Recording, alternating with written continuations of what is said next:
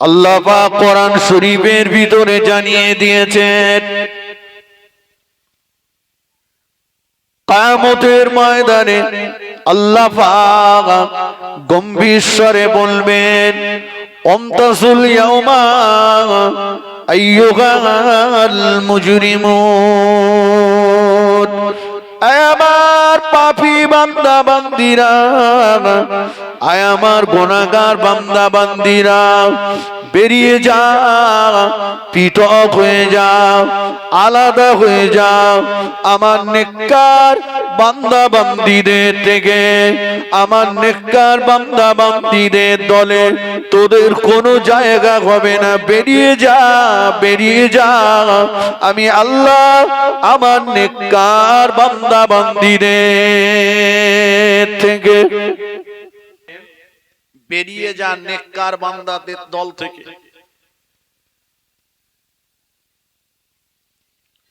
নওজওয়ানেরা, যুবকেরা, আমার মুরব্বীরা, ও ঘটকপুকুর মোল্লা পাড়ার মায়েরা বোনেরা, জীবনের একটা রাত, জীবনের একটা সময় আল্লাহ পাকের দরবারে কি দুটো হাত তুলে কাঁদা হয়েছে, সিজদায় পড়ে যে দুবোটা চোখের পানি ফেলে আল্লাহ পাকের দরবারে কি বলা হয়েছে। আল্লাহ পাক কিয়ামতের ময়দানে যেদিন আপনি বলবেন, হামতাজুল ইয়াউমা আইয়ুহাল মুজরিমুন, আয় আমার পাপী বান্দা বান্দিরা, আয় আমার গুনাহগার বান্দা বান্দিরা, বেরিয়ে যাও আমার নেককার বান্দা বান্দিদের থেকে। আল্লাহ পাক ওই দিন যেন আমাকে আপনার নেককার বান্দা বান্দিদের দল থেকে বার করে দেবেন না। আল্লাহ পাক ওই দিন যেন আমাকে আপনার নেককার বান্দা বান্দিদের দল থেকে তাড়িয়ে দেবেন না। আল্লাহ পাক আমার জায়গাটা আপনার নেককার বান্দা বান্দিদের দলভুক্ত করে দেবে।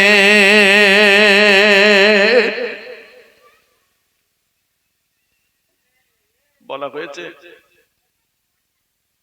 কি গো, কথা বলেন।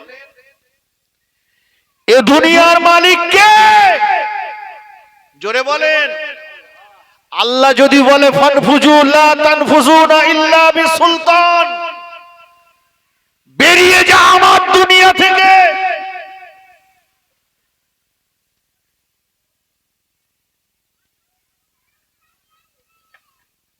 এই দুনিয়ার মালিক নয়, এ ভারতের মালিক ওই ওই গৌতম বাগচি নয়, যিনি ভারতবর্ষের সম্প্রীতিকে নষ্ট করার জন্য বলছে যদি গোশত কিনতে হয়, বিরিয়ানি যদি কিনতে হয়, তাহলে হিন্দুদের দোকান থেকে কিনবে, মুসলমানদের দোকান থেকে কিনবে না।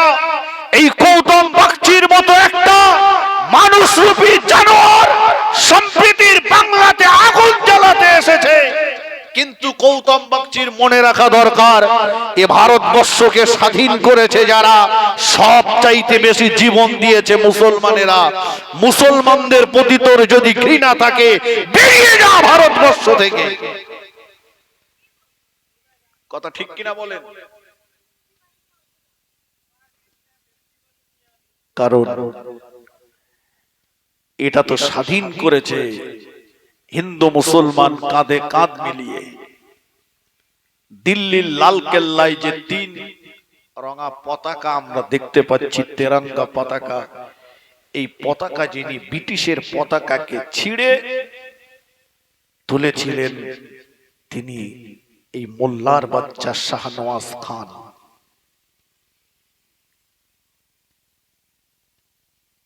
আসলে সম্প্রীতির বাংলাতে কিছু ভোতম পেচার আবির্ভাব ঘটেছে। এখানে আমরা হিন্দু মুসলমান শিখ ইসাই মিলেমিশে বসবাস করছি। কিছু ভোতম পেচাই সম্প্রীতির বাংলাতে আগুন জ্বালাতে এসেছে। এই ভোতম পেচাগুলোকে চিনে রাখুন, সঠিক সময়ে গোয়াল ঘরের ঝেঁটাগুলো রেডি রাখুন।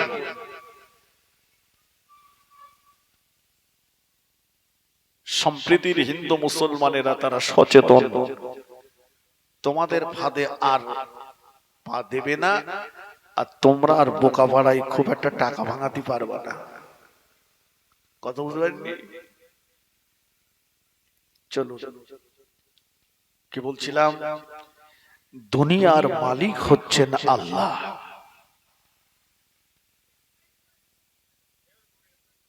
ক্ষণিকের জন্য এটা দুনিয়া দুনিয়া দুনিয়া দুনিয়া করে পাগল, পাঁচিল টপকালি কবরস্থান, তাই তো নাকি? দুনিয়ায় 60 থেকে 70, আখেরাতের জীবন কত বড় জানেন? ইমাম গাজ্জালী রহমাতুল্লাহ আলাইহি বোঝানোর জন্য লিখেছেন, গোটা পৃথিবী আসমান জমিন সরিষা দিয়ে ভর্তি করে দেওয়া হবে।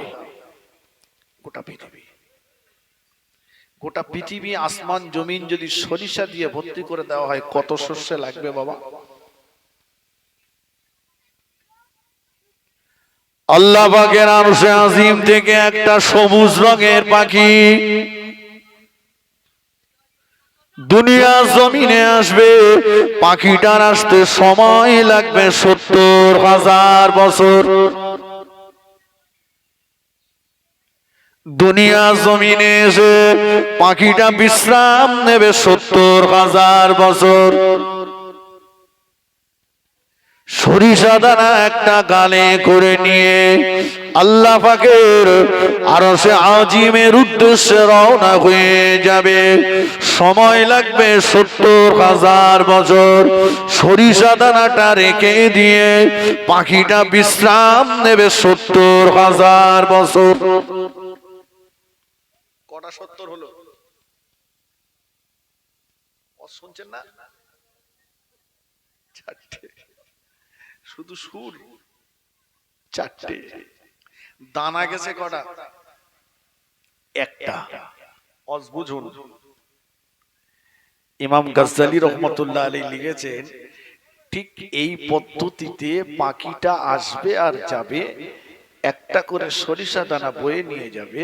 আসমান জমিনের মাঝে যত সরিষা দানা আছে সবগুলো বয়ে নিয়ে যেতে পাখিটা যতটা না সময় লাগবে, এর চাইতে হাজার হাজার গুণে বেশি বড় আখিরাতের জিন্দেগি। একটু মন খুলে বলেন, সেখানকার জন্য কি করলাম? দুনিয়ার জন্য তো কত কি করলাম, কিন্তু এ দুনিয়া তো একদিন আমাকে আপনাকে ছেড়ে দিতে হবে। আল্লাহ পাক কোরআন পাকের ভিতরে জানিয়ে দিয়েছেন, আইনামা তাকুনু ইদরিকুমুল মাউত ওয়ালাউ কুনতুম ফি বুরুজিম মুসাইয়াদা। আল্লাহ পাক জানিয়ে দিয়েছেন, মরব না বলে, মরণের ভয়ে কেউ যদি সুদৃঢ় অট্টালিকার মধ্যে আবদ্ধ হয়ে যায়, তবুও সে মরণের হাত থেকে রেহাই পাবে না।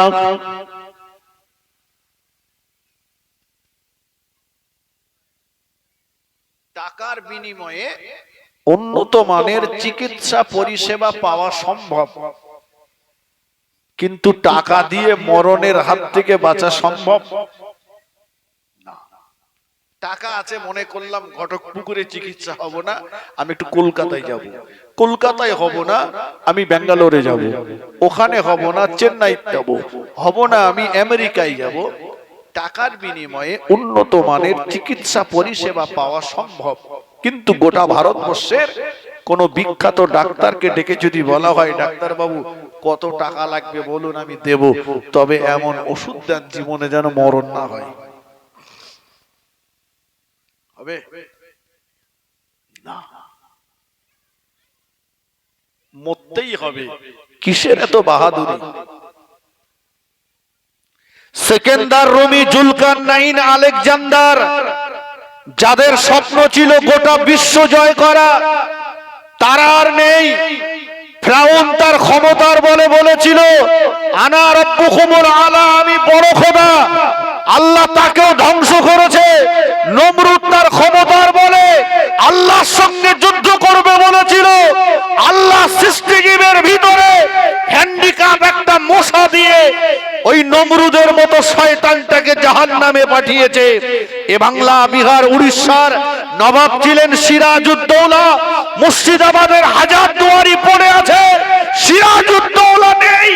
অতএব যারা মানুষের সঙ্গে, যারা গরিবের সঙ্গে, যারা অসহায়ের সঙ্গে, মুসলমানের সঙ্গে ক্ষমতার বলে, লাঠির বলে আর পাটির বলে গাদ্দারি করছেন, মনে রাখুন একদিন আপনাদেরকেও এ দুনিয়া ছাড়তে হবে। কথা ঠিক কিনা বলে? ক্ষমতা দিয়ে যদি দুনিয়ায় থাকা যেত, নমরুদ চ্যালেঞ্জ করে বলেছিল আল্লাহর সঙ্গে যুদ্ধ করব। সাদ্দাত আল্লাহর সঙ্গে চ্যালেঞ্জ করে নকল বেহেশত তৈরি করেছিল, কিন্তু সাদ্দাতের বেহেশতে আল্লাহ সাদ্দাতকে ঢুকতে দেয়নি।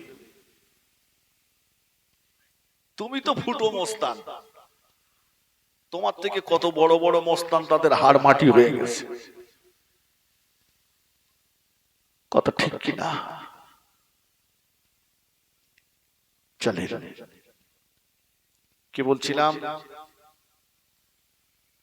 মরতে হবে, মরণের হাত থেকে রেহাই পাবো না। তবে মনে রাখুন, আমরা ভারতবর্ষে বাস করি, আমরা জানি ভারতবর্ষ থেকে যদি বাংলাদেশে যেতে হয়, পাকিস্তানে যেতে হয়, বা সৌদি আরবে যেতে হয়, অন্য কোন দেশে যেতে হয়, তাহলে আমাদের দরকার একটা, কি কথা বলেন, পাসপোর্ট।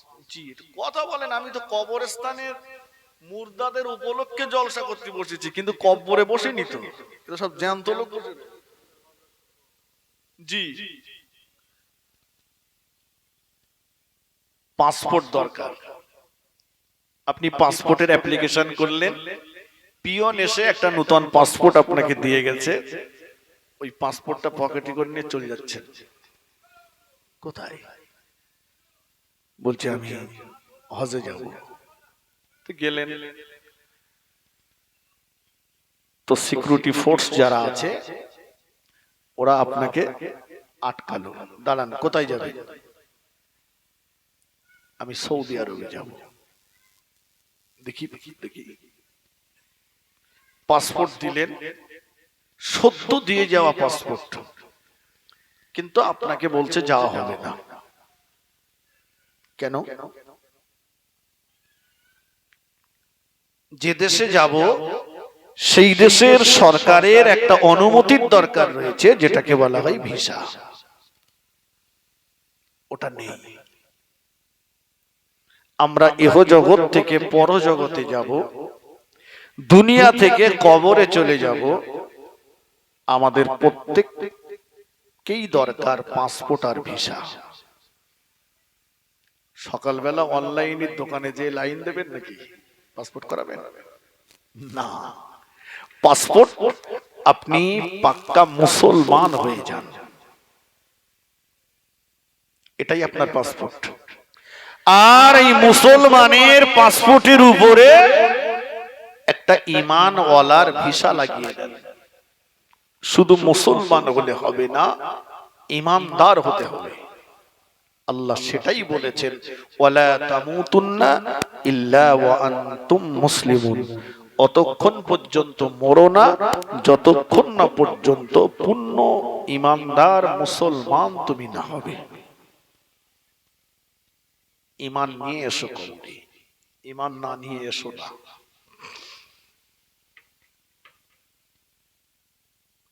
এখন বাবু, ঈমান নিয়ে কবরে যেতে না পারি বেকার হয়ে যাবে।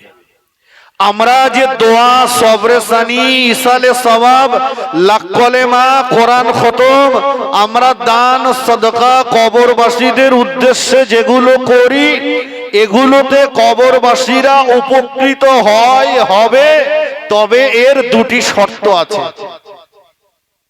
কটা শর্ত বললাম? দুটো। এক নাম্বার শর্ত হলো, যার রুহে সবরে সানি করব, সবরে সানির বাংলা মানে হচ্ছে সওয়াব পাঠানো, যার রুহে সওয়াব পাঠাবো তাকে যার্রা পরিমাণ হলেও ঈমানদার হতে হবে। তিনি যদি ঈমান হারা হয়ে মারা যান, আমি যত লক্ষ কোটি কোরআন খতম করে আর কলেমা শরীফ পড়ে সওয়াব পাঠাই, আমার পাঠানো সওয়াবে তার কবরে মার বন্ধ হবে না। বোঝা যাচ্ছে কথা? জি। দুই নাম্বার, যিনি সওয়াব পাঠাবেন তাকে যার্রা পরিমাণ হলেও ঈমানদার হতে হবে। কোন ঈমান হারা ব্যক্তি যদি কারো জন্য আল্লাহর কাছে সুপারিশ করেন, ওই সুপারিশটা আল্লাহর কাছে গ্রহণযোগ্য হবে না। তাহলে উভয়কে কি হতে হবে বাবা? ঈমানদার। ঈমানদার কারা? ঈমানদারদের ডেফিনেশন কি? সবাই তো দাবিদার ঈমান। আল্লাহ নবী বললেন, লা ইউমিনু আহাদুকুম হাত্তা আকুনা আহাব্বা ইলাইহি মিন ওয়ালিদিহি ওয়া ওয়ালাদিহি ওয়ান নাসি আজমাইন। আল্লাহ নবী বললেন, ও আমার সাহাবীরা, অতক্ষণ পর্যন্ত তুমি পূর্ণ ঈমানদার হতে পারবে না যতক্ষণ না পর্যন্ত মিন ওয়ালিদিহি, তোমার পিতা মাতা অপেক্ষা আমি রাসূলকে বেশি ভালোবাসতে না পারবে, ওয়া ওয়ালাদিহি, তোমার সন্তান সন্ততি অপেক্ষা আমি রাসূলকে বেশি মুহাব্বত না করতে পারবে, ওয়ান নাসি আজমাইন, গোটা পৃথিবীর সব মানুষের চাইতে আমি রাসূলুল্লাহ আমাকে বেশি মুহাব্বত না করতে পারবে, ততক্ষণ তুমি পূর্ণ ঈমানদার হতে পারবে না। এই হাদিস পাকের তিনটে অংশ খেয়াল করুন। এক নম্বর, তোমার পিতামাতা, তোমার সন্তান সন্ততি। তিন নম্বর, অন্নাস, গোটা পৃথিবীর সব মানুষের চাইতে আমাকে বেশি ভালোবাসতে। এখন যদি আমি জিজ্ঞাসা করি, ভাই নবীকে সবাই ভালোবাসি, সবাই চার হাত পা তুলে বলবো ভালোবাসি। কে বাসে না? কিন্তু ভালোবাসা মুখে বললেই কি ভালোবাসা হবে? নবীকে ভালোবেসেছে তারা, মা আতাকুমুর রাসূল ফাখুজুহু ওয়া মা নাহাকুম আনহু ফান্তাহু। আল্লাহ বলেছেন, নবীর করতে বলা কাজ করো, নবীর নিষেধ করা কাজ ছেড়ে দাও। যে মানুষটা নবী পাকের করতে বলা কাজগুলো করলো, নিষেধ করা কাজগুলো ছেড়ে দিল, ওই মানুষটাই তো নবী পাকের প্রকৃত ভালোবাসার দাবিদার। তাই তো নাকি? আচ্ছা, নবীকে ভালোবাসা মানে নবীর করতে বলা কাজ করা, নিষেধ করা কাজ ছেড়ে দেওয়া। আমার নবী পাকের যেগুলো ভালো লাগতো সেগুলো আমারও ভালো লাগবে, তাই না? একটা হাদিস শোনাচ্ছি। আল্লাহ নবী পাক জমানে জানিয়ে দিলেন, ও আমার সাহাবীরা, ইন্নী উহিব্বুস সালাসা, আমি রাসূলুল্লাহ তিনটে জিনিসকে বড় পছন্দ করি। আল্লাহ নবী বললেন, ও আমার সাহাবীরা, আমি রাসূলুল্লাহ তিনটে জিনিসকে বড় ভালোবাসি। আত্তিবা, আমি রাসূলুল্লাহ খুশবু আতরকে বড় ভালোবাসি। অন্নিসা, আমি রাসূলুল্লাহ নারী জাতকে বড় ভালোবাসি। কুররাতু আইনি আস-সালাত, আমি রাসূলুল্লাহ আমার চোখের শান্তি হলো নামাজ।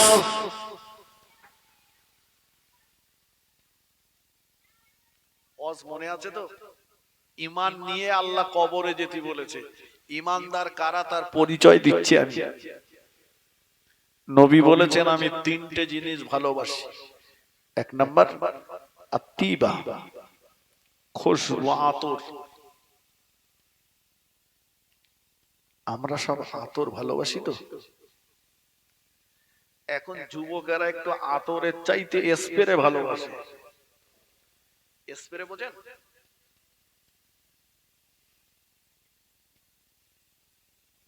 যেটা মাখলে নামাজ হবে না। একটা ছেলে বিয়ে করতে যাচ্ছে, ওর গোটা বডিটা স্প্রে করেছে, ওর হাতে সব মেহেন্দি লাগানো। যে মেয়েটাকে বিয়ের পিড়িতে বসানো হয়েছে ওর হাত পায়ের আঙুলগুলো সব নেল পালিশ লাগানো। আচ্ছা, এদের দুটোর কারুরই গোসল ওযু কিছু হয়েছে? কথা বলেন। হয়নি। আমি ইমাম সাহেব তো পেটের জ্বালায় ঝেড়ে দোয়া করতেছি, আল্লাহ এর ভেতর রহমত দাও, বরকত দাও, মিল মোহাব্বত দাও। আল্লাহ বলে তোর কত দেবে, তুই লে বাড়ি যা। এর গা ওযু গোসল কিচ্ছু হয়নি, এত মিল মোহাব্বতের দোয়া চাচ্ছি কেন? তোর কি দেবে, লে বাড়ি যা। এর গা কি দিতে হয় আমি জানি। যে দপটে বিয়ে সেই দপটে তালাক।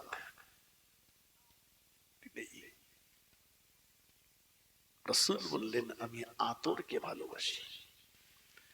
দুই নম্বরে বললেন অন্নিসা, আমি নারী জাতকে ভালোবাসি। সুবহানাল্লাহ বলেন। একটু মন খুলে বলেন। মেয়ে হলে খুশি? দুটো তিনটে লোক মাথা নেড়েছে, বাকি লোক মনে করতে বিপদে পড়ে গেছে।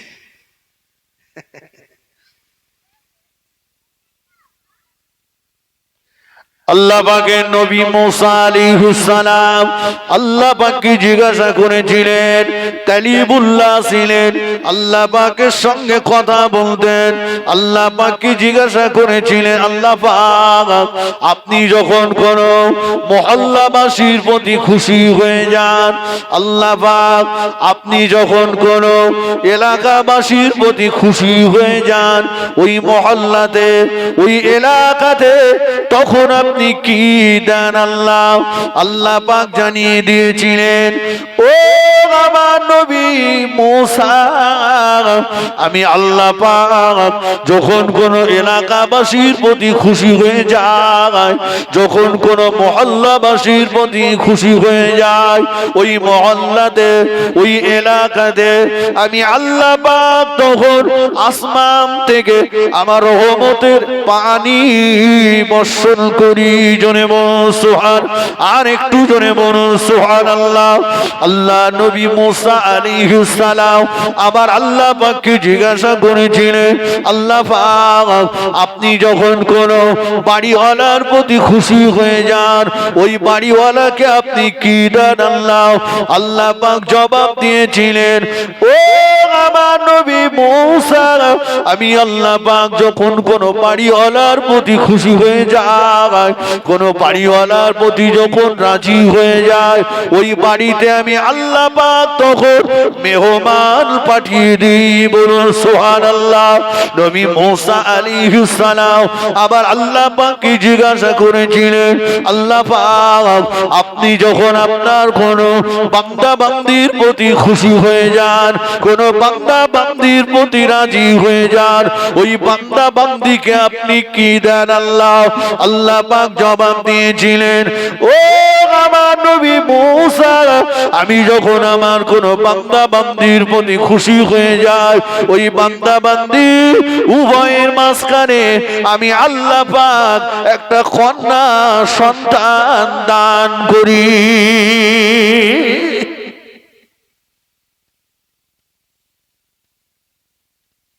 মেয়ে হলে সন্তুষ্ট না। নারী জাতির সম্মান আল্লাহ দিয়েছেন, আল্লাহ রাসূল দিয়েছেন। দয়ার নবী আমার জানিয়ে দিয়েছেন, সাবিরা, ও আমার সাবিরা, আমি রাসূলুল্লাহ জানিয়ে দিলাম যিনি যিনি কন্যা সন্তানের পিতা তার জন্য খুশির বার্তা শুনিয়ে দিলাম। যার প্রথম সন্তান হলো মেয়ে, যার প্রথম সন্তান হলো মেয়ে, আমি রাসূলুল্লাহ ওই কন্যার পিতার জন্য আল্লাহ পাকের দয়ার জান্নাতে জমিনদার হয়ে গেলাম। আল্লাহ নবী নূরের জবানে জানিয়ে দিলেন, ও আমার সাহাবীরা, আমি রাসূলুল্লাহ জানিয়ে দিলাম, যিনি তিনটে কন্যা সন্তানের পিতা, যিনি তিনটে মেয়ের আব্বা, আমি রাসূলুল্লাহ আর ওই কন্যার পিতা আল্লাহ পাকের দয়ার জান্নাতে পাশাপাশি থাকবো। আরেকটু জোরে বলেন সুবহানাল্লাহ। একজন সাহাবী জিজ্ঞাসা করেছিলেন, ইয়া রাসূলুল্লাহ হাবিবাল্লাহ, ইয়া রাসূলুল্লাহ হাবিবাল্লাহ, হুজুর যার একটা মেয়ে, যার দুটো মেয়ে, হুজুর যার একটা মেয়ে, যার দুটো মেয়ে, তার জন্য আপনি কি বলবেন? আল্লাহ নবী জানিয়ে দিয়েছিলেন, ও সাহাবী, যার একটা মেয়ে, যার দুটো মেয়ে, আমি রাসূলুল্লাহ ওই কন্যার পিতার জন্য আল্লাহ পাকের দয়ার জান্নাতে জমিনদার হয়ে গেলাম।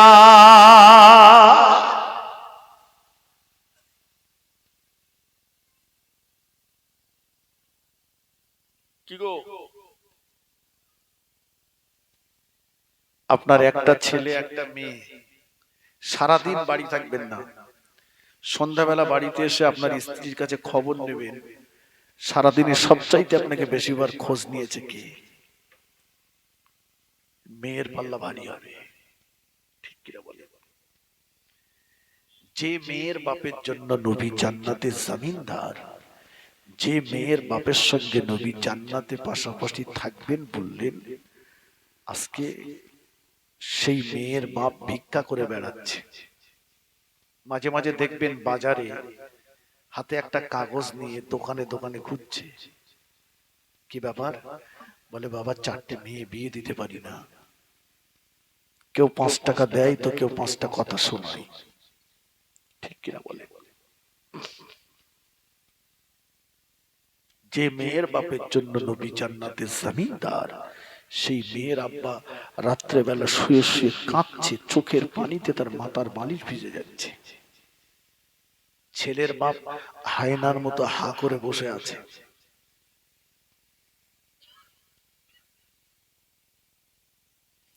নওজওয়ানেরা, যুবকেরা, যে মেয়ের বাপের জন্য আল্লাহ নবী জান্নাতে জমিনদার হয়ে গেলেন, যে মেয়ের বাপের জন্য আল্লাহ নবী জান্নাতে জমিনদার হয়ে গেলেন, সেই মেয়ের আব্বা মেয়ের মা ভাতের প্লেটটা নিয়ে বসে বসে কাঁদে, চোখের পানিতে তাদের ভাতের প্লেটটা ভিজে যায়।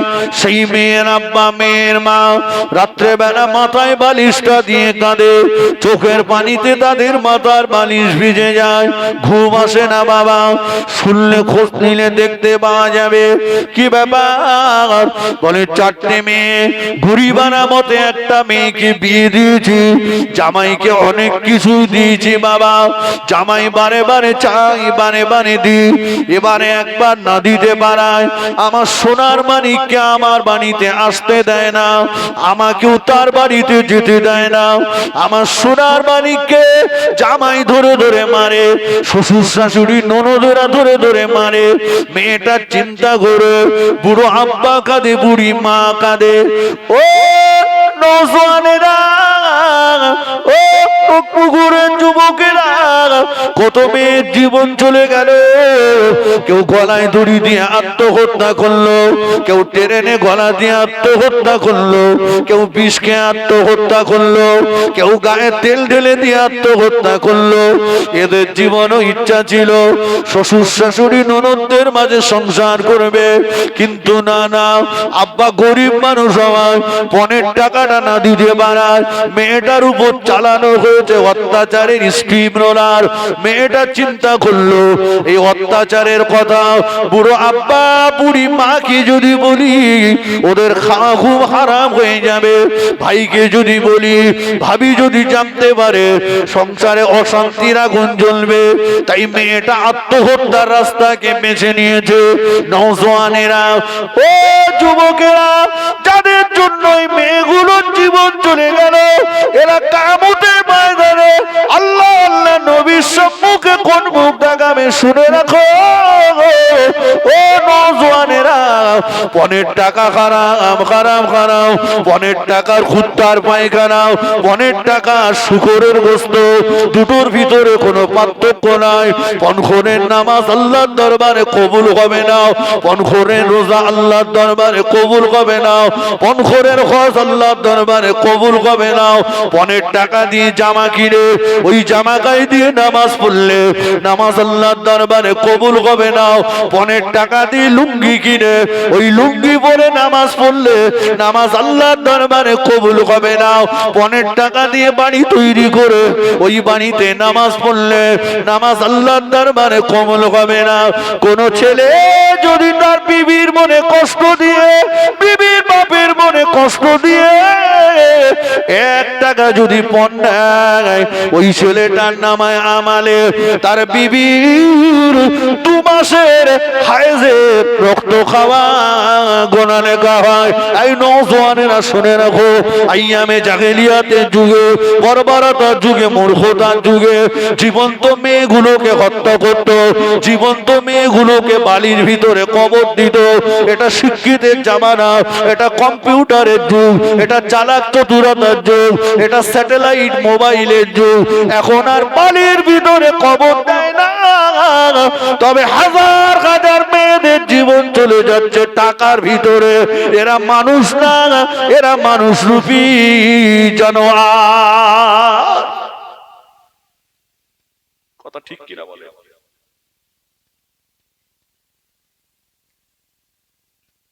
মেয়ের বাপের জন্য রাসূলুল্লাহ জান্নাতে জামিনদার।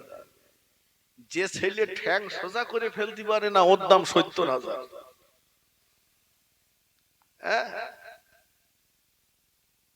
বাপ বলে আমি নামাজ কালাম পড়ি, আমি কিছু বলবো না, যা জানে বড় জামাই, মানে ওইটা হচ্ছে আসল দালাল। ওইটা সব ঠিক করবে। শোনেন, মেয়ের বাপের জন্য নবী জান্নাতের জমিনদার। তবে এই প্রসঙ্গে আর একটা কথা বলে রাখি, যে নারীর এত সম্মান, যে নারীর এত মর্যাদা, সমাজের বুকে এমনও কিছু পাপ রয়েছে যারা মেয়ের সঙ্গে গাদ্দারি করেছে। এখানে আছে কিনা আমি জানি না। সম্পত্তি সব ছেলের নামে লিখে দিয়ে মেয়েগুলোর ফাঁকি দিয়েছে। কথা বোঝেননি? আমার কথা শুনতে পাচ্ছেন? এ আসামি যদি থাকে, ওর কবরে সেকেন্ডে সেকেন্ডে দুপুরি বাস পড়বে। শুনে রেখে দাও, যারা সম্পত্তি সব ছেলের নামে লিখে দিয়ে মেয়েগুলোকে ফাঁকি দিয়েছে, মেয়ের হক নষ্ট করেছে। আজকে সমাজে লক্ষ্য করলে দেখতে পাওয়া যাবে, মসজিদের আগের কাতার দখল করে বসে আছে। কেউ বড় ছেলেকে দিয়েছে, ছোটকে দেয়নি, ছোটকে দিয়েছে, বড়কে দেয়নি। কেউ বা এমনি করে ছেলেগুলোকে দিয়েছে, মেয়েগুলোকে দেয়নি। কেউ বা ভাইয়ের সম্পত্তি তসরুফ করেছে, কেউ বা ভাই মারা গিয়েছে, এতিম ভাইবোনের ফাঁকি দিয়েছে, কেউ বা এতিমের মাল আত্মসাৎ করে মসজিদের আগের কাতার দখল করে বসে আছে। ভুল বলছি আমি? হুকুকুল্লাহ আর হুকুকুল ইবাদ, একটা আল্লাহর হক আর একটা বান্দার হক। নামাজ, রোজা, হজ, যাকাত, দান সদকা করতে পারিনি, আল্লাহ বললেন ফায়াগফির লিমান ইয়াশাউ ওয়া ইউআযিবু মান ইয়াশা। আল্লাহ ইচ্ছা করলে ক্ষমা করতে পারেন, আবার শাস্তিও দিতে পারেন, ওটা আল্লাহর ব্যাপার। কিন্তু হুকুকুল ইবাদ, যেটা বান্দার হক, সেটাকে কেউ যদি নষ্ট করে থাকে, অতক্ষণ আল্লাহ ক্ষমা করবেন না যতক্ষণ ওই ব্যক্তি ক্ষমা না করবেন। মনে রাখতে হবে। কোথায় যাব আমি? মক্কায় কাবার দেওয়ালে মাথা ঠুকলেও ক্ষমা নেই। রাসূলের মাজারে যাওয়ার আগে ভাবুন, আমার নবী কি এই ব্যবহার মেয়ের সঙ্গে করেছেন? নবীর বেটি খাতুনে জান্নাত ফাতেমাতুজ জাহরা রাদিয়াল্লাহু আনহা, রাসূল কি তার সঙ্গে দুর্ব্যবহার করেছিলেন? রাসূল কি তাকে কষ্ট দিয়েছিলেন? ছেলেটা ছেলেকে দেন, মেয়েটা মেয়েকে বুঝে দেন। ও যদি স্বইচ্ছায় ছেড়ে দেয় আলাদা জিনিস। কথা বুঝেননি? আমার রাসূল পাক সাল্লাল্লাহু আলাইহি ইন্তেকালের সময় দয়ার নবীর মোবারক মাথাটা আম্মা জান আয়েশা সিদ্দিকা রাদিয়াল্লাহু আনহার কোলে আল্লাহ পাকের ফেরেশতা আজরাইল আলাইহিস সালাম জান কবজ করতে এসেছেন। আজরাইল আলাইহিস সালাম দয়ার নবীর সিনা মোবারকের উপরে শাহাদাত আঙুলটা চাপিয়ে দিলেন।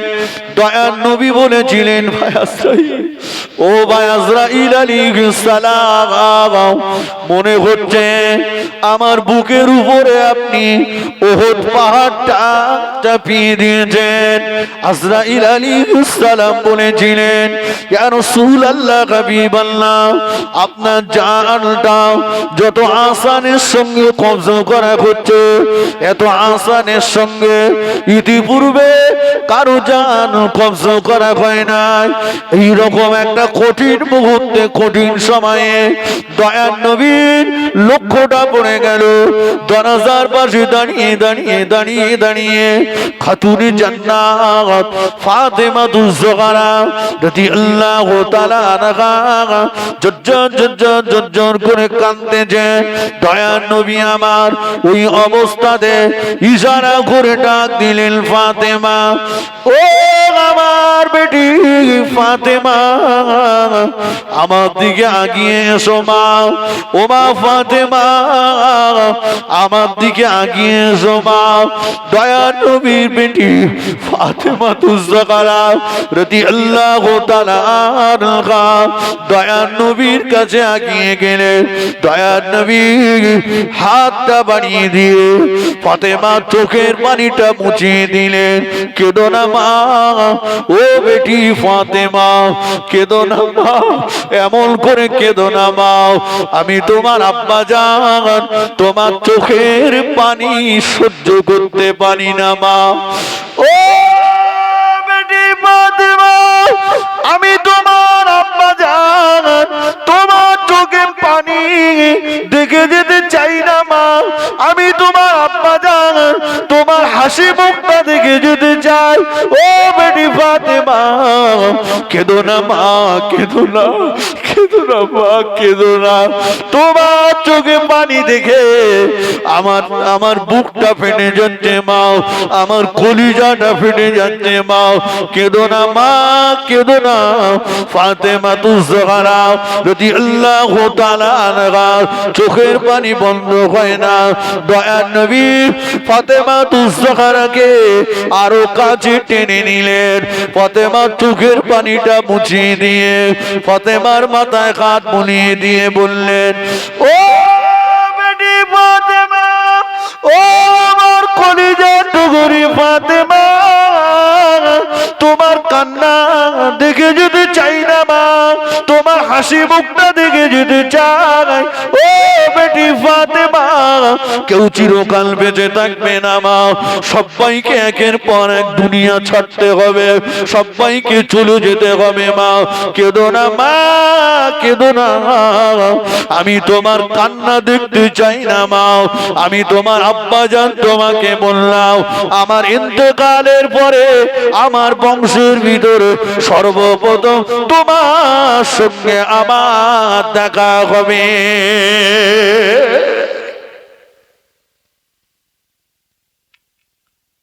এই কথাটা যে বলেছিলেন, ফাতেমাতুজ জাহরা রাদিয়াল্লাহু তাআলা আনহা মিসকি মেরে হেসে ফেলেছে। কথা বুঝেছেন?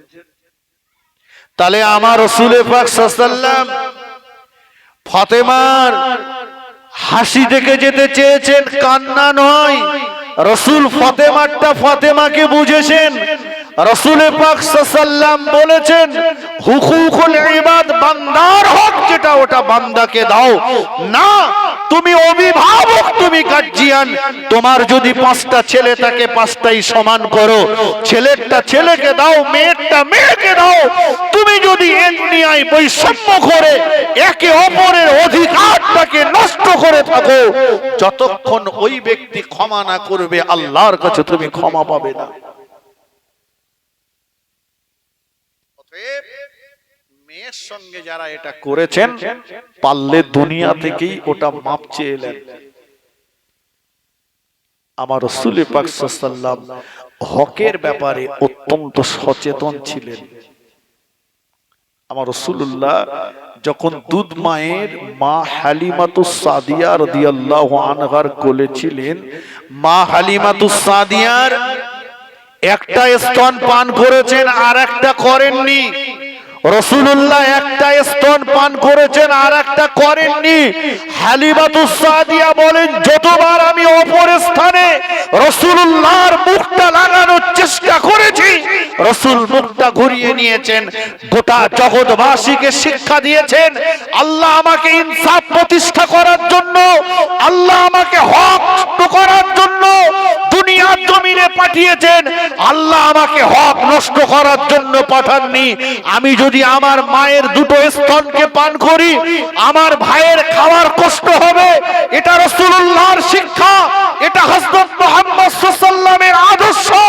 অতএব আপনি যদি রাসূলের উম্মত হন, তাহলে কখনোই আপনি ভাইয়ের হকটা নষ্ট করতে পারেন না, আপনি বোনের ফারাজটা নষ্ট করতে পারেন না, আপনি এতিমের মাল আত্মসাৎ করতে পারেন না, আপনি গরিবের মাল আত্মসাৎ করতে পারেন না, আপনি কখনোই গরিব দুঃখী দিনদার কাঙালদেরকে কষ্ট দিতে পারেন না। কথা ঠিক কিনা বলেন বাবু? যত নেকি থাক, নেকি সব শেষ হয়ে যাবে না। জানেন, কিয়ামতের ময়দানে বুখারী শরীফের ভিতরে এসেছে, আল্লাহ পাকের একটা বান্দা নামাজ, রোজা, হজ, যাকাত, দান, সাদকা সব পাল্লা তার ভারী। আল্লাহ বলবেন, বান্দা চলে যাও, আমার দয়ার জান্নাতে চলে যাও। কে যেতে বলবেন জান্নাতে? কথা বলেন, আল্লাহ। আমি গল্প বলছি না। হঠাৎ একজন দাঁড়িয়ে যাবেন, আল্লাহ পাক আপনার বান্দাকে আপনি জান্নাতে যাওয়ার কথা বললেন, আপনার বান্দার বিরুদ্ধে আমার একটা অভিযোগ রয়েছে। সর্বনাশ। আল্লাহ বিচার করবেন না, করবেন না? কথা বলে, আল্লাহর বিচারে পক্ষপাতিত্ব হবে, কোলে টানাটানি হবে না। বলো কি অভিযোগ? আল্লাহ পাকের বান্দা বলবে, আল্লাহ পাক আপনি আপনার যে বান্দাকে জান্নাতের ফরমান চিঠি জারি করে দিয়েছেন, ওই বান্দার বিরুদ্ধে আমার একটা অভিযোগ রয়েছে। আল্লাহ কদ্দারাবানি হাযা, আপনার বান্দা দুনিয়া জমিনে অন্যায়ভাবে আমার গালে চড় মেরেছিল। আল্লাহ দুনিয়ায় আমার ক্ষমতা ছিল না, প্রতিবাদ করতে পারিনি।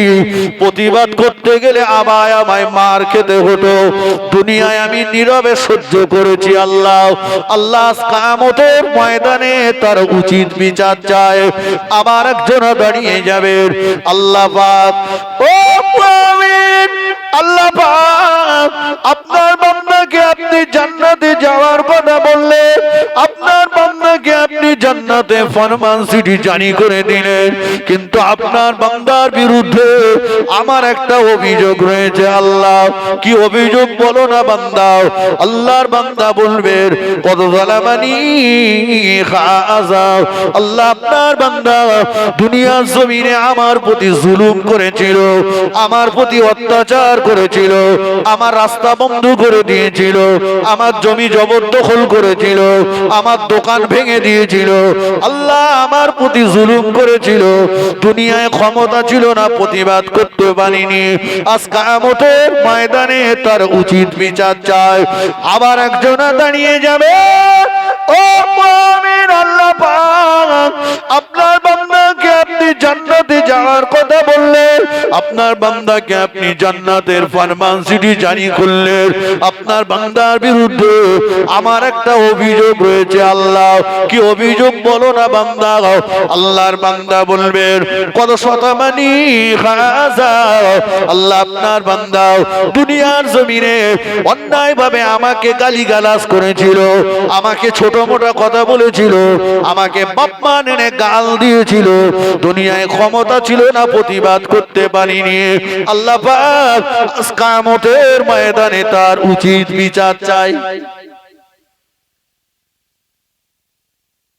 আমি আপনাদের গল্প শোনাচ্ছি না ভাই, বুখারী শরীফের ভিতরে এসেছে।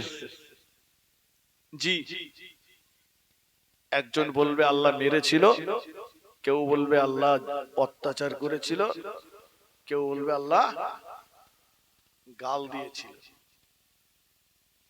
আল্লাহ বলবেন, এই তোমাকে মেরেছিল তুমি মেরে নাও, তোমাকে গাল দিয়েছিল তুমি গাল দিয়ে নাও, তোমাকে অত্যাচার করেছিল তুমি অত্যাচার করে নাও।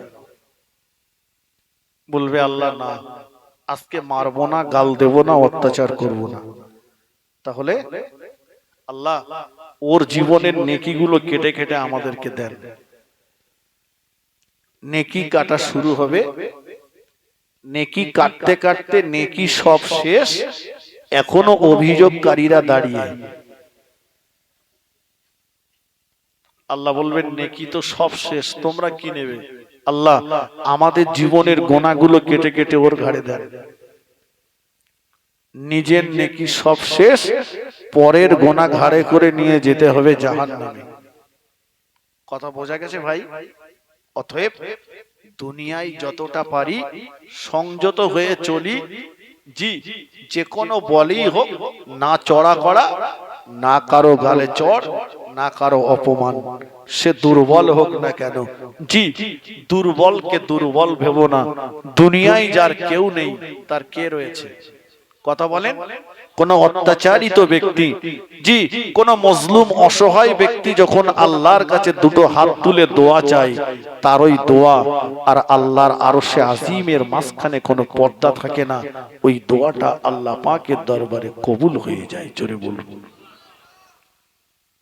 চলে ওয়াজ মনে আছে তো? রাসূলুল্লাহ নারীকে ভালোবাসতেন। আমি বললাম কন্যা হিসাবে নারীর কথা। এই কন্যা যখন বড় হয়েছে, এ হয়ে গিয়েছে একজনের স্ত্রী, এর সম্মানটা আরো একটা বেড়ে গেল। আল্লাহ নবী নূরে জামানে জানিয়ে দিয়েছেন, ও আমার সাহাবীরা, আদ-দুনিয়া কুল্লুহা মাতাউন, খায়রুল মাতাইদ দুনিয়া আল মারআতুস সালিহা।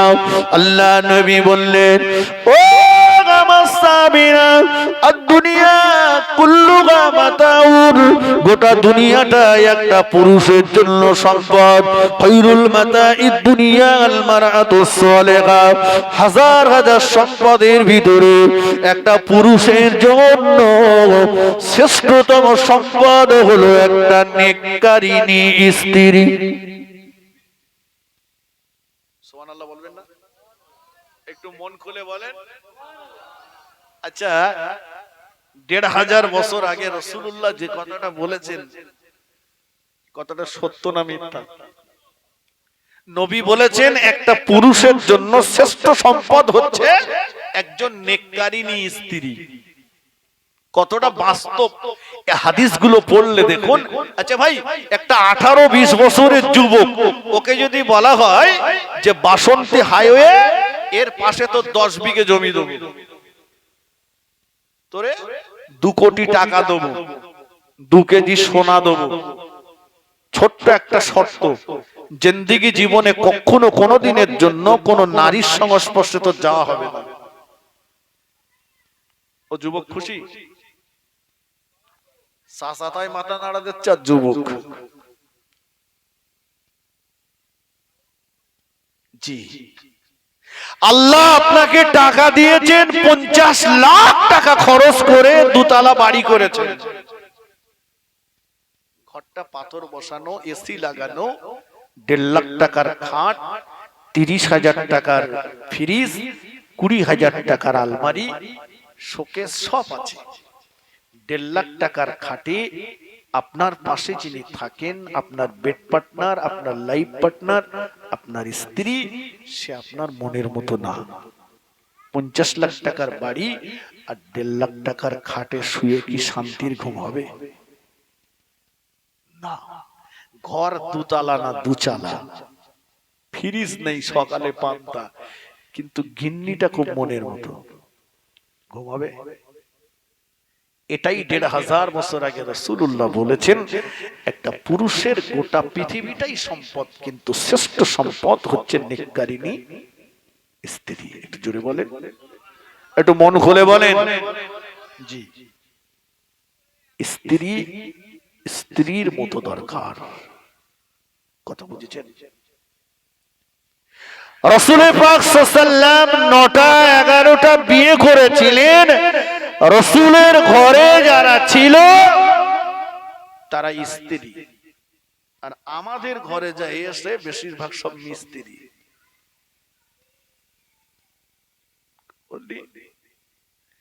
আমরাই দেখে এনেছি।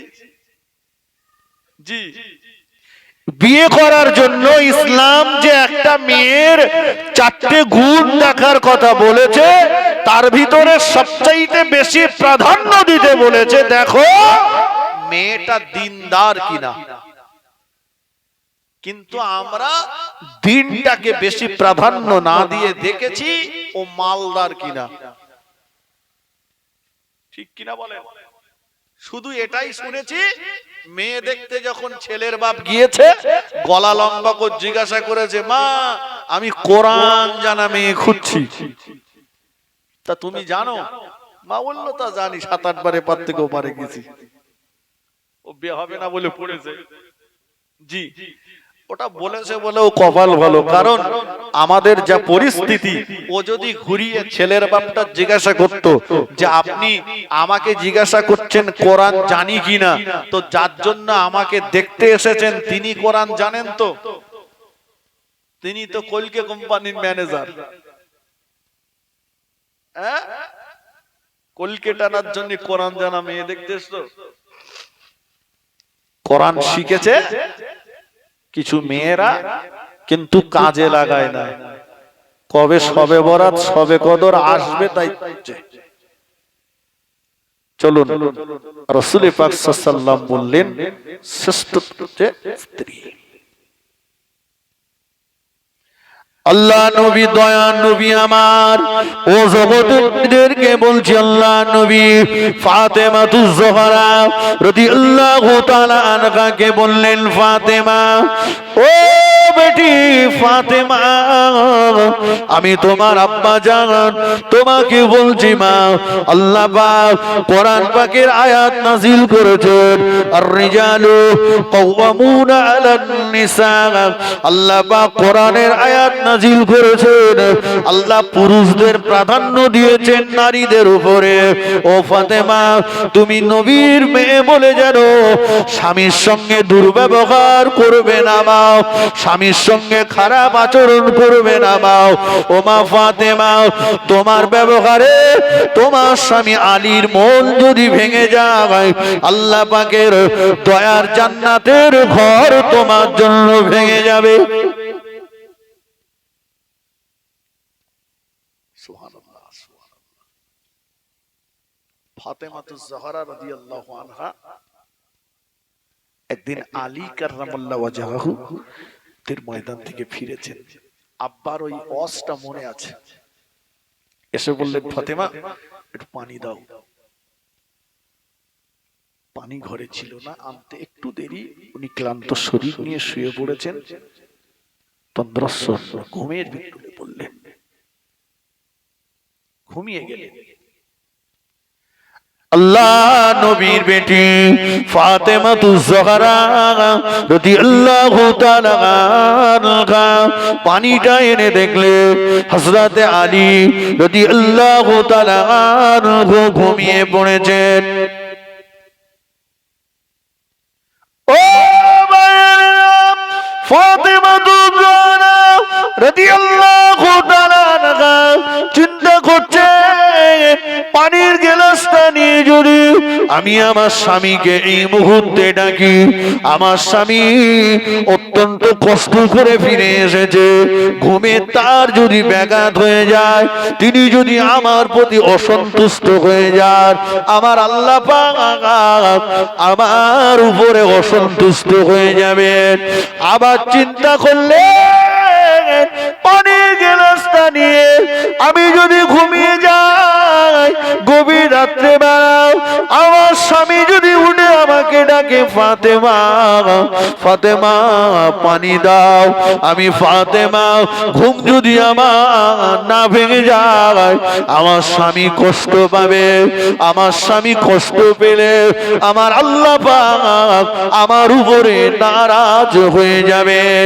এই না চিন্তা করে নবী নন্দিনী ফাতেমাতুজ জোহরা রাদিয়াল্লাহু তাআলা আনহা পানির গ্লাসটা নিয়ে স্বামী আলীর মাথার কাছে দাঁড়িয়ে রইলে ঘন্টার পর ঘন্টা চলে যায়, আলীর ঘুম ভাঙে না। দেখতে দেখতে দেখতে দেখতে মদিনার মসজিদে নববীর মুয়াজ্জিন হযরতে বেলাল রাদিয়াল্লাহু তাআলা আনহু আওয়াজ দিয়ে দিয়েছেন, আসসালাতু খায়রুম মিনান নাওম, ঘুমের থেকে নামাজ উঠতো।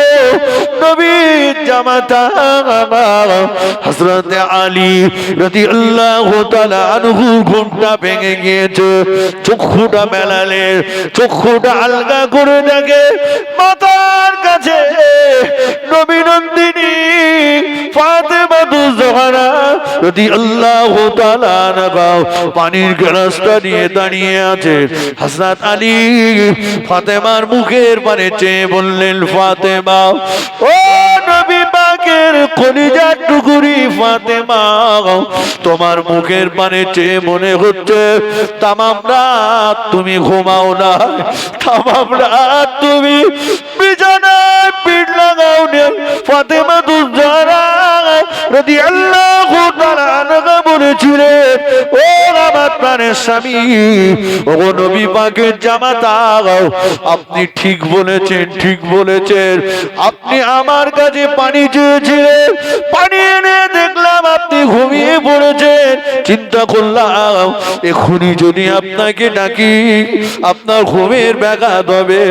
আবার চিন্তা করলাম পানির গ্লাসটা রেখে আমি যদি ঘুমিয়ে যাই, গভীর রাত্রে বেলা আপনি যদি আমাকে ডাকেন, ঘুম যদি আমার না ভাঙে, আল্লাহর কাছে মুখ দেখাতে পারবো না। তাই পানির গ্লাস নিয়ে আপনার মাথার কাছে দাঁড়িয়ে রইলাম। হযরত আলীর চোখ দিয়ে টপ টপ করে পানির টোটা গড়িয়ে যায়। ও নবী নন্দিনী ফাতেমা, তুমি কি জানো না তুমি কার মেয়ে? বিশ্ব নবীর মেয়ে তুমি।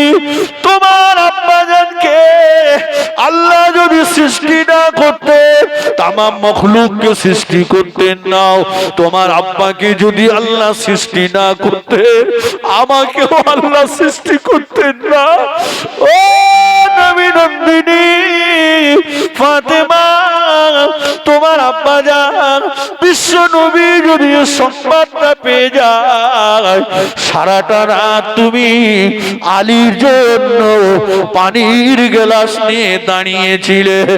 কোন কোন মুখ দেখাবো নবীর সম্মুখে? দয়ার নবী যদি আমাকে জিজ্ঞাসা করে, বাবা আলী, আমার ফাতেমা সারা রাত তোমাকে পানি খাওয়ানোর জন্য জন্য দাঁড়িয়েছিল, আমার ফাতেমাকে কি ঘুমাতে বলনি? কি জবাব দেব নবীর কাছে? কি করলে তুমি? ফাতেমা রাদিয়াল্লাহু তাআলা আনহা শাড়ির আঁচলটা দিয়ে স্বামীর চোখের পানিটা মুছিয়ে দিয়ে বললেন, ওগো আমার প্রাণের স্বামী, মনে কষ্ট নেবেন না, দুঃখ নেবেন না, চিন্তা করবেন না, এই না আপনি পানি পান করুন। আমি আপনাকে কথা দিলাম, আজকে রাত্রে বেলা আমি আপনার জন্য যতটা কষ্ট করেছি, জীবনে কোনোদিন এ কষ্টের কথা আমি আমার আব্বা জানকে বলবো না। জোরে বলতে পারেন না? নারী তুলবে বিশ্ব নবীর মেয়ে।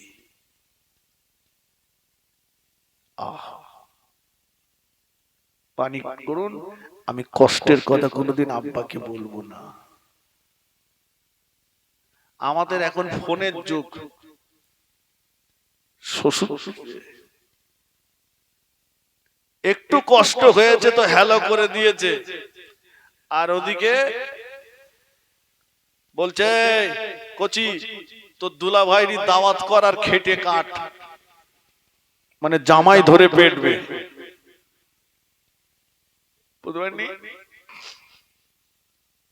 জামাই ধরে পিটবে। কিছু কিছু এই মেয়ের বাপ মা এরা খুদে দাজ্জাল।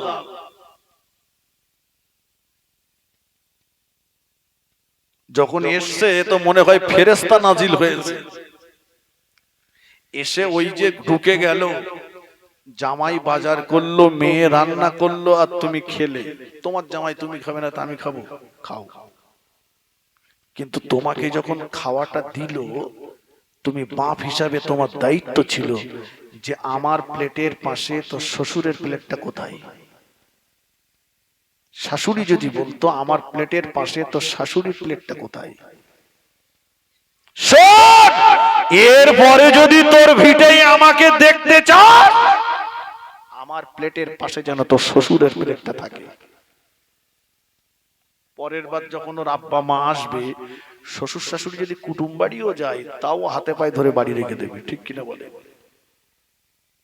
কিন্তু এ খুদে দাজ্জাল ঢুকে মরণের খাওয়া খেয়ে বেরিয়ে গেল, একবারও ছেলের বাপ মার খোঁজ নিলে না, বললো না, আরো বরঞ্চ বলে গেল, এই দেখ তো শাশুড়ি যদি মুখ চালায় তুই যেন বন্ধ করে রাখবি না, তুইও চালাবি, যা হবে দেখা যাবে। জামাইটারি ডেকে বলল, এই দেখো তোমরা তো 2-3টে ভাই, আমার মেয়ে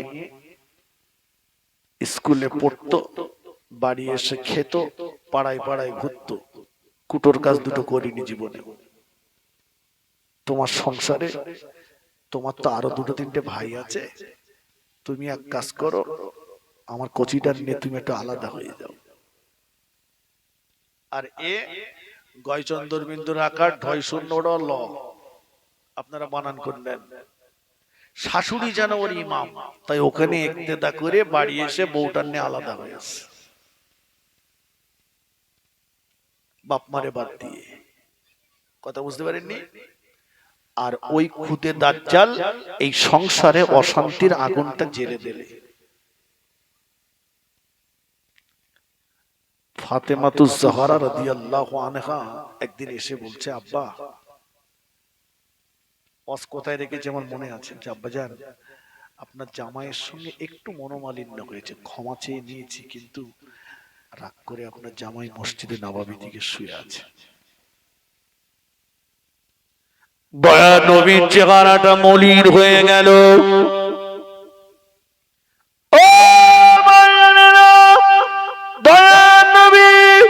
পাগলের মতো মদিনার মসজিদে নবাবী শরীফে চলে গেলেন। মদিনার মসজিদে নবাবী শরীফে যে দেখেন হযরতে আলী কাররামাল্লাহু ওয়াজহাহু মদিনার মসজিদে নবাবী শরীফে শুয়ে আছে। হযরত আলী মদিনার মসজিদে নবাবী শরীফে শুয়ে ঘুমিয়ে পড়েছে। দয়ার নবী যে হযরত আলীর মাথার কাছে দুটো হাত বেঁধে এমন করে দাঁড়িয়ে গেলেন, দেখলে পরে মনে হবে আমার নবী যেন কত বড় অপরাধ করেছে। দেখলে মনে হবে আমার নবী যেন কত বড় অন্যায় করে ফেলেছে। নবী আমার দয়ার নবী আলীর মাথার কাছে দাঁড়িয়ে ঝরঝর করে কাঁদতে লাগলেন। দয়ার নবীর মোবারক চোখের পানি হযরত আলীর চেহারায় পড়ে গেল। আলীর ঘুমটা ভেঙে গিয়েছে, চোখ দুটো মেরে দেখে মাথার কাছে দয়ার নবী দাঁড়িয়ে আছে। হযরত আলী তড়িঘড়ি উঠে দাঁড়িয়ে গেলেন।